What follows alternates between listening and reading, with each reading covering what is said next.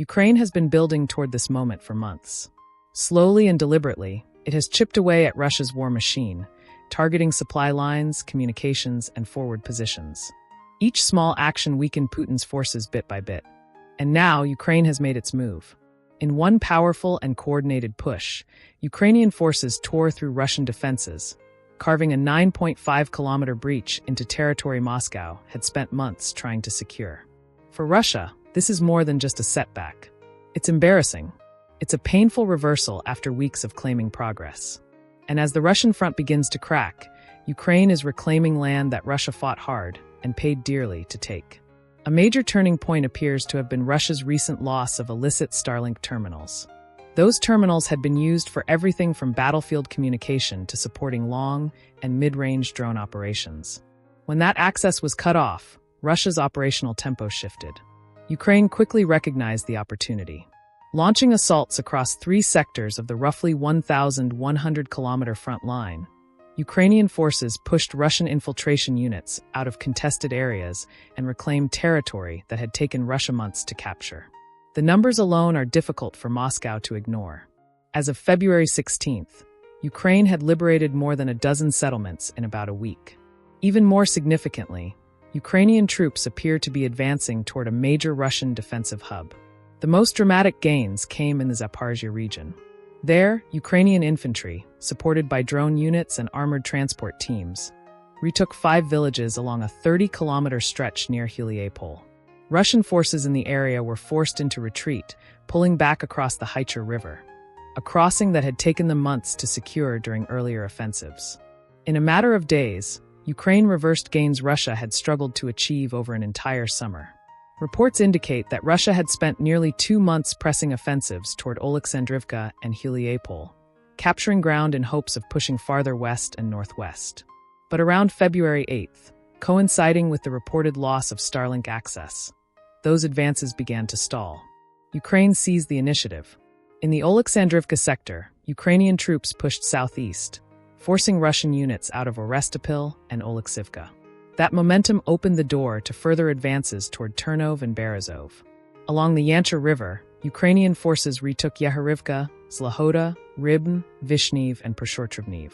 Current indications suggest they are now pressing toward Priviln, potentially aiming to push Russian forces back across yet another natural defensive line. North of HUMILIATIng, Ukrainian forces advanced toward the HUMILIATIng River once again. This time, they crossed it themselves while driving Russian troops back, reclaiming Kozovtsiv and Ternivate. A parallel push along the same axis saw the recapture of Pryluki and Olino-Kostiantinivka, with Ukrainian troops moving toward Varvarivka, which is already partially under their control. Ukraine also launched a forceful push into areas held by Russia's 58th Combined Arms Army. While it remains unclear whether major settlements were taken in that sector, Ukrainian forces successfully pushed Russian units back in the Stepnohursk, Lukyanivska, and Primorsk areas and halted Russian assaults along the Stepov-Pavlivka axis. If Russian offensives have indeed stalled, it opens the door for further Ukrainian counterattacks. The scale of the reversal is striking. Ukraine managed to claw back 9.5 kilometers of depth across parts of the front where it launched these counterattacks.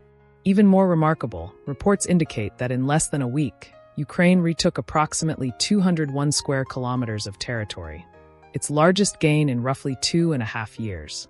The last time Ukraine achieved a comparable territorial recovery was during the summer 2023 counteroffensive, which was designed specifically to reclaim as much land as possible. This time is different. The objective is not a sweeping, high-risk breakthrough. It is something more calculated. 2 key factors explain how Ukraine managed this rapid success. The first is Russia's communications disruption following the loss of Starlink terminals. While some Russian drones relied on Starlink, many frontline FPV drones likely continued operating. The deeper impact, however, was on communications. Russian infiltration tactics depend heavily on small units moving forward, establishing fragile footholds, and relying on constant coordination with command. Without stable communication, those units are left isolated, confused, and vulnerable.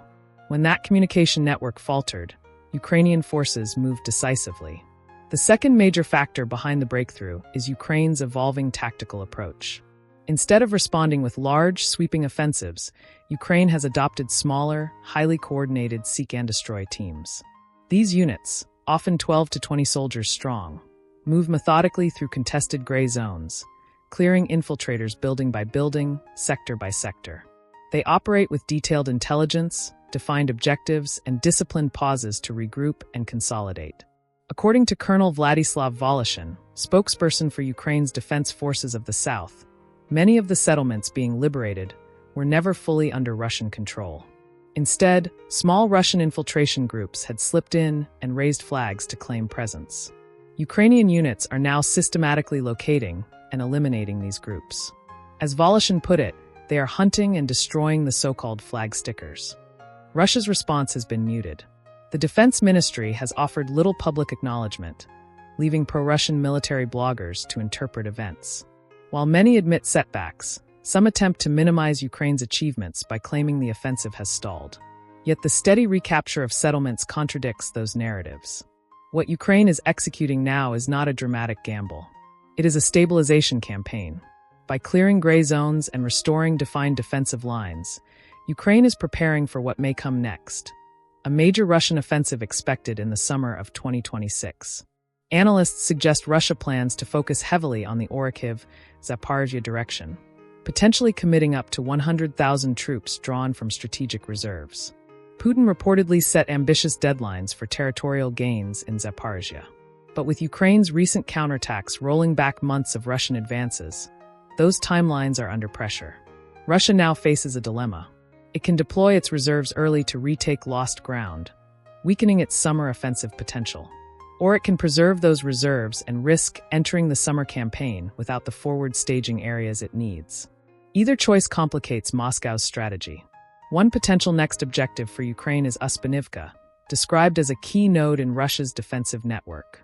If taken, it would further weaken Russia's logistical framework in the region and disrupt preparations for any large-scale offensive. Beyond territory, this campaign reflects the changing nature of modern warfare. The concept of gray zones, areas where neither side holds firm control, has defined much of this conflict. Russian infiltration tactics created blurred front lines, forcing Ukraine to constantly respond. By eliminating these zones and fortifying reclaimed settlements, Ukraine aims to establish stable lines that can be reinforced with layered defenses and drone surveillance. Newly liberated villages may soon become defensive nodes and drone-supported kill zones. These zones, extending several kilometers, could impose heavy costs on any future Russian advance. Every step forward would risk exposure to Ukrainian surveillance and precision strikes. Ultimately, Ukraine's recent success demonstrates adaptability. It shows a military that learns, adjusts, and strikes when opportunity appears. Rather than launching a costly, headline-grabbing offensive, Ukraine is shaping the battlefield, disrupting Russia's timeline, reclaiming key ground, and preparing for the next phase of the war. As the conflict moves toward another potentially decisive summer, both sides are recalculating. Russia must rebuild momentum while Ukraine fortifies and stabilizes. The coming months will test logistics, morale, and strategy on both sides. What we are witnessing is not just a tactical victory, but a strategic maneuver. Ukraine is not only reclaiming land, it is reclaiming initiative. And in a war defined by endurance and adaptation, that may prove just as important as territory itself. This is Newsix Brief, bringing you deeper insight and clear analysis beyond the headlines.